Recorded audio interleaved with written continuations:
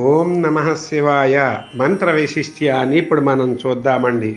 పూర్వము సాక్షాత్ పరమేశ్వరుడి ఒకసారి బ్రహ్మకు విష్ణుమూర్తికి రజోగుణము వలన వారిద్దరూ నేను గొప్ప అనుకునే పరిస్థితుల్లో వారికి ప్రత్యక్షమైనటువంటి వాడి దక్షిణామూర్తి వారికి ఓం నమః శివాయ మంత్రాన్ని ఉపదేశించాడు. చిత్రం వటతరోర్మూలే వృద్ధా శిష్యా గురూ యువ గురోస్తు మౌనం వ్యాఖ్యానం శిష్యాస్తు చిన్న సంశయ. ఇది దక్షిణామూర్తి స్తోత్రంలో శ్లోకం అండి. ఏం చెప్తున్నాడు అంటే, గురువు కళ్ళు మూసుకొని చేత రుద్రాక్షమాల ధరించి ఓం అనేటటువంటి ప్రణవాన్ని చేస్తూ ఉన్నటువంటి సందర్భములో సందేహముతో వచ్చినటువంటి శిష్యులు వారి ముందు కూర్చుని గురువు ముఖము వంక చూడగానే వారి మనస్సులో ఉన్నటువంటి సందేహములకు సమాధానాలు లభిస్తాయటండి ఈ శ్లోకం యొక్క అర్థము.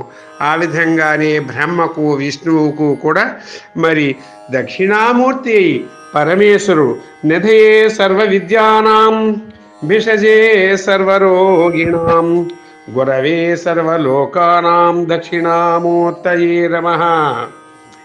మరి విద్యలకు విద్య, రోగులకు వైద్యుడు, సర్వలోకాలకి గురువు బ్రహ్మ విష్ణువులకు కూడా మహేశ్వరుడికి కూడా ఆ పరమాత్మ గురువు అయ్యి ఆయన ప్రణవమును గురించి ఓం నమః శివాయ మంత్రాన్ని ఉపదేశించాడట.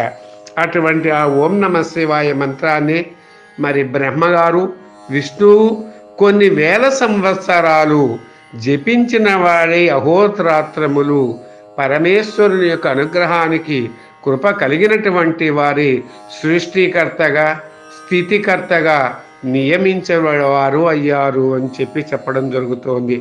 ఇప్పుడు ఓం నమః శివాయ వైశిష్ట్యాన్ని చూద్దాము.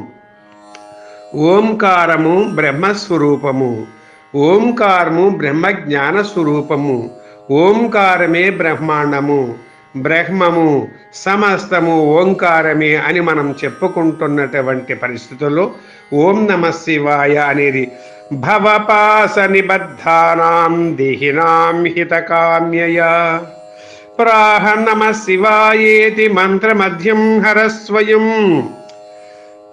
స్వయముగా సాక్షాత్తు పరమేశ్వరుడే చెప్పాటండి. సంసారమును కోరికలు బంధములు తగులుకొన్నటువంటి వారిని ఉద్ధరించటానికి మోక్షాన్ని ఇప్పించేటటువంటి ఒకే ఒక దివ్య ఔషధము, దివ్య మంత్రము ఓం నమః శివాయ అని చెప్పేసని పరమేశ్వరుడు చెప్పటం జరిగింది. నకారము నమః శివాయలో నకారము పంచభూతములలో పృథివీతత్వము, మకారము జలతత్వము, శికారము తేజోదత్వము, వకారము వాయుతత్వము, యకారము ఆకాశతత్వము. ఈ నకారానికి అధిదేవత బ్రహ్మ, మకారానికి అధిదేవత విష్ణువు, శికారానికి అధిదేవత విష్ణువు, వకారానికి అధిదేవత జీవాత్మ, యకారానికి అధిదేవత పరమాత్మ. ఈ 5 పంచభూతములతో కాంచీపురము, జంబుకేశ్వరము, అరుణాచలము, శ్రీకాళహస్తి, చిదంబరము అనేటటువంటి 5 శైవ క్షేత్రాలు పంచభూతములతో పంచలింగములు ఆవిర్భవించి ఓం నమః శివాయ యొక్క వైశిష్ట్యాన్ని భూమి మీద చాటుతున్నాయి అని మనం వేదాలు చెబుతున్నాయండి. మంత్రోధిరాజరాజోయం సర్వవేదాంత శేఖరం సర్వజ్ఞాన సదానంద సోయం శైవ శరాక్షరం. ఇది స్కాంద పురాణంలో ఓం నమః శివాయ అనే మంత్రము యొక్క వైశిష్ట్యాన్ని గురించి చెప్పబడిన శ్లోకం అండి. ఏం చెబుతోంది అంటే, మంత్రోధిరాజరాజోయం అన్ని మంత్రములకు ఆది మంత్రము అధిమంత్రము అయినటువంటిది ఓం నమః శివాయ. సర్వ వేదాంత శేఖరం సమస్త వేదములు దేని గురించి చెబుతున్నాయి అంటే నమః శివాయను గురించి చెబుతున్నాయి.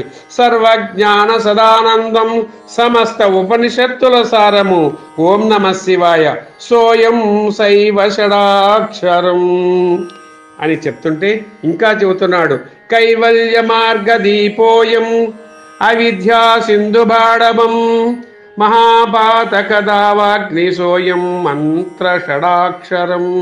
బ్రహ్మతత్వము వంటి బ్రహ్మహత్య వంటి పంచమహాపాతకముల నుండి కూడా ఓం నమ శివాయ మంత్రము జపించిన మోక్షము కలుగుతుంది, కైవల్యము కలుగుతుంది, అజ్ఞానము తొలుగుతుంది.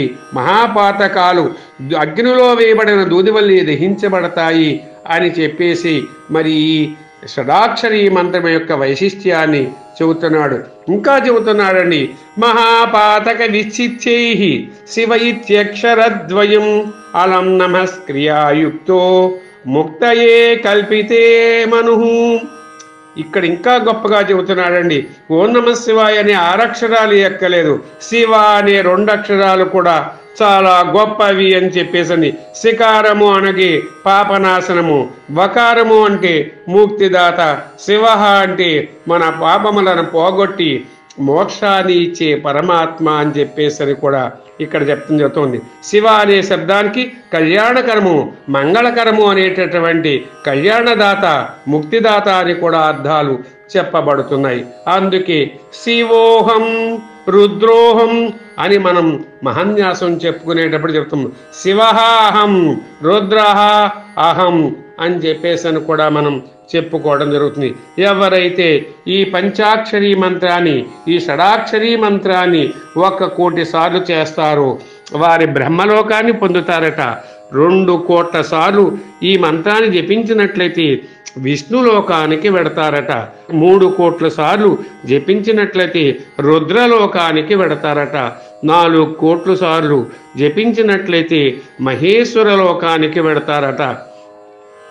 ఎవరైతే 5 కోట్ల సార్లు ఓం నమ శివాయ పంచాక్షరి చేస్తారో వారు సదాశివుడు పరమాత్మ అయినటువంటి పరమాత్మలు జన్మరాహిత్యముతో సంపూర్ణ మోక్షముతో ఐక్యము అవుతారు అని చెప్పేసని ఇక్కడ చెప్పడం జరుగుతోంది. అందుకే సూతుల వారు ఇక్కడ ఈ పంచాక్షరి అనేటటువంటి మంత్రాన్ని గురించి చెబుతూ ఇంకా చెప్తున్నారండి. ఈ ఒక కథను కూడా చెప్తున్నారు. ఇప్పుడు ఆ కథను మనం చూద్దామండి. పూర్వము మధురా నగరము అనేటటువంటి ఒక మహానగరము కలదు. ఆ నగరానికి దాసార్హుడు అనేటటువంటి ఆయన రాజుగా ఉన్నారు.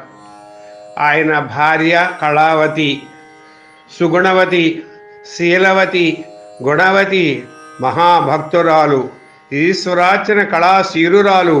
నిత్యము నమశివాయ మంత్రముతోటి పరమేశ్వరుణ్ణి జపిస్తూ ఉంటుంది. నమస్తే దేవదేవేశ, నమస్తే పరమేశ్వర, నమస్తే వృషభారూఢ, తస్మై నకారాయ నమో నమః అనేటటువంటి మంత్రాన్ని ఆవిడ ఎప్పుడూ జపిస్తూ ఉంటుందిటండి. అటువంటి ఆమె మహాశివరాత్రి నాడు ఉపవాసము ఉండి నమశివాయ మంత్రం చేస్తున్నటువంటి ఆమెను ఆ సాయంత్రం వేళ రాజువారు అంతఃపురానికి మధు సేవించి వచ్చారటండి. చాలా అలసిపోయినటువంటి వ్యక్తి. ఆ మందిరంలోకి ఆమెను రమ్మనమని ఆయన ఆహ్వానించడము జరిగినది. ఆమె అందులకు తిరస్కరించినది. కోపించినటువంటి రాజు ఆమెను బలవంతముగా చెయ్యితో పట్టుకుని బలవంతముగా శయనమందిరానికి తీసుకొని వెళ్ళాడట. ఆమె దగ్గర నుంచున్నటువంటి ఆమెకు ఆయనలో చెమట వాసన కనిపించింది. అంటే రాజుగారు స్నానము కాడా చెయ్యలేదు, వస్త్రాలు విడవలేదు, చాలా మలినముతో ఉన్నటువంటి వ్యక్తి. ఆ రోజు శివరాత్రి పర్వదినము. ఆమె దూర్వాస మహామునిషి దగ్గర పంచాక్షరి మంత్రాన్ని ఉపదేశం పొంది దానితోటి ఆమె ఎంతో శక్తి సంపన్నురాలై, పవిత్ర సంపన్నురాలై, సౌభాగ్యవతి అయినటువంటి ఆ స్త్రీని ఆయన ఎప్పుడైతే ముట్టుకున్నాడో ఆమె నుండి ఒక మసి వాసన, కాలిన వాసన వచ్చిందిటండి. అది చూసినటువంటి ఆయన భయకంపితుడయ్యాడు. ఏమి శరీరము నుండి ఇటువంటి వాసన వస్తోంది అని చెబితే అప్పుడు ఆమె చెప్పింది, నీవు నన్ను బలవంత పెట్టరాదు, నీవు మద్యము మాంసము సేవించి ఉన్నావు, స్నానము కూడా చెయ్యలేదు, దుర్వాసన వస్తోంది. అటువంటి నిన్ను నేను ఏ విధముగా పొందగలను? నేను దూర్వాస మహాముని నమశివాయ మంత్రాక్షము పొందిన వాడిని తనను. ఈరోజు మహాశివరాత్రి ఉపవాసము ఉన్నాను, నమశివాయ జపము చేసుకుంటున్నాను. ఇటు నన్ను నీవు ఈ విధముగా చేసిన బలవంత పెట్టిన యెడల నీకు ఇది శ్రేయస్కరము కాదు అని చెప్పేసని ఆమె చెప్పడం జరిగింది. అప్పుడు రాజు ఆమె యొక్క శరీరము నుండి వచ్చినటువంటి వాసన, కాలిన వాసన చూసినటువంటి వాడై, ఆమె నమశివాయ మంత్రము యొక్క మహిమను తెలుసుకున్నటువంటి వాడై ఆమె నుండి ఒక్కసారిగా ఆయన ఉలిక్కి పడినటువంటి వాడై అక్కడి నుండి బయటకు వచ్చినటువంటి వాడై స్నానాదులు చేసి మరి ఆమె వద్ద పంచాక్షరి మంత్రాన్ని ఉపదేశము పొందినటువంటి వాడై, ఆమె గురువుల నుండి పొందమన్నది అయినప్పటికీ నావు నీవే గురువు అని చెప్పినటువంటి వాడై ఆయన ఆమె నుండి పంచాక్షరి మంత్రాన్ని పొందినటువంటి వాడై మహాశివరాత్రి వేళ, సూర్యాస్తమయం దాటిన వేళ, లింగోద్భవ కాలి వేళ మరి ఆ దాసార్హుడు ఆ కళావతి కూడా పంచాక్షరి మంత్ర జపముతో లింగోద్భవ కాలములో పరమేశ్వరుని స్మరించినటువంటి వారి ముక్తిని పొందారు అని చెప్పేసని ఈ కథ స్కాంద పురాణం ద్వారా మనకు తెలియజేస్తోంది. ఓం నమః శివాయ.